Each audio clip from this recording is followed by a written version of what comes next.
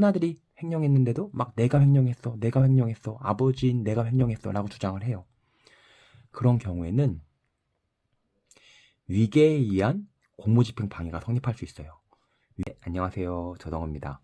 박수홍 사건이 지금 사회에 뜨거운 감자가 되고 있는데요. 박수홍 아버지 입장에서는 아니야, 박수홍 형이 횡령한 게 아니고 내가 횡령한 거야 라고 주장을 하고 있는데, 그 이유는 아빠가 아들 돈 횡령하거나 아들이 아빠 돈 횡령하는 건 처벌하지 못해요. 하지만 형이 동생 돈 횡령하거나 동생이 형 돈을 횡령하는 경우에는 그 형과 동생이 동거가족, 한 집에서 같이 살지 않는 한 처벌이 되거든요.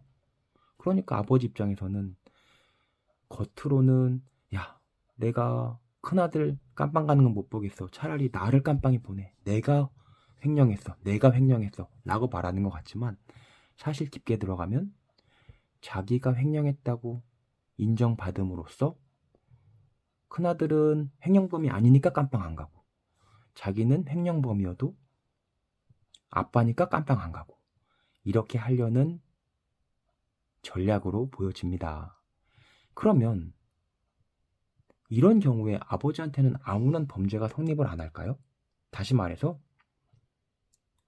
자기가 횡령했다고 하는 것이 사실 거짓말로 보여지잖아요. 그렇지 않으면 박수홍의 형이 구속이 됐을 수가 없죠. 횡령범으로. 그러면 수사기관에 가서 아, 잘 생각해보니까 맞아, 나는 친족상도래야. 나는 횡령했다고 해도 깜빵 안 가니까 내가 횡령했다고 해야지. 그러면 큰아들도 깜빵 안 가고 나도 안 가고 얼마나 좋아.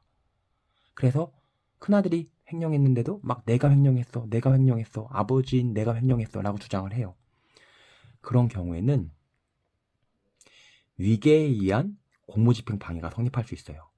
위계에 의한 공무집행 방해, 말이 어렵지만 위계가 속이는 거예요. 거짓말, 막 계략, 막 위조, 야, 저 짜퉁이야 할 때 저 위조품이야 라고 하잖아요. 그러니까 가짜로 계략을 짜서 가짜인 계략, 위계, 거짓말, 속이는 거거든요.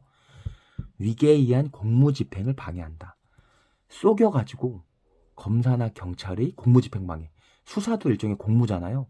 막 박수홍 형을 막 수사하는데 수사라는 공무를 위계로 속여가지고 방해를 하는 거예요. 내가 횡령범이야. 큰아들은 잘못 없어 라고 함으로써, 그래서 위계에 의한 공무집행 방해가 성립할 가능성이 있어요.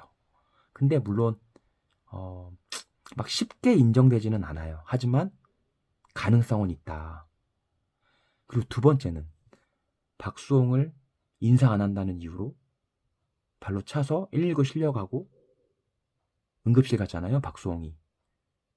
근데 사실은 인사 안 해서 어떻게 1년 반 만에 아비를 봤는데 인사를 안 하냐라고 해서 때렸다고 하지만, 사실 뭐 그건 표면적인 이유고 실질적으로는 자기가 횡령했다고 인정을 해줘야 박수홍이 자기도 깜빵 안 가고 큰아들도 깜빵 안 갔는데, 무슨 소리예요. 형이 횡령했잖아요. 아버지는 횡령하지 않았잖아요. 라고 얘기하니까 얼마나 미워요. 그래서 때렸을 가능성이 커 보이죠. 어쨌든. 그러면 이렇게 때린 건 무슨 죄가 될까요?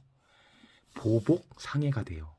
그러니까는 여기 보면 뭐가 있냐면 특정 범죄 가중처벌에 관한 법률이라고 해서 특정한 범죄들 중에 몇몇 범죄는 가중처벌하겠다 이런 법이 있거든요. 거기 보면은 자기 또는 타인의 형사사건 관련해서 고소한 사람을 보복하려고 때리거나 상해를 입히면 1년 이상의 유기징역에 처한다고 돼 있어요. 근데 박수홍 형이 박수홍을 때리면 명백한 보복인데, 박수홍 아빠가 박수홍을 때린 것도 보복인가? 박수홍이 고소한 건 박수홍 형이잖아요. 박수홍 아빠가 아니잖아요. 고소당한 사람이 고소한 사람 보고 야, 너가 나 고소했지? 때릴 거야. 때렸어.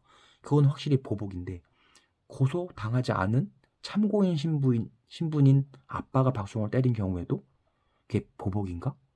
의문이 들죠. 하지만 법에는 자기 또는 타인의 사건이라고 했어요. 형 입장에서 자기 사건을 고발한 사람을 때려도 보복이지만 타인의 사건, 아버지 입장에서는 박수홍의 형은 타인이죠. 이 타인의 사건에 대해서 고발한 사람을 때리는 것도 보복이 될 수가 있는 거예요. 그래서 박수홍 아빠는 위계에 의한 공무집행 방해 또는 특정 범죄 가중처벌에 관한 법률에 의해서 보복상해로 처벌받을 가능성도 있습니다. 네, 그럼 여러분 안녕히 주무세요.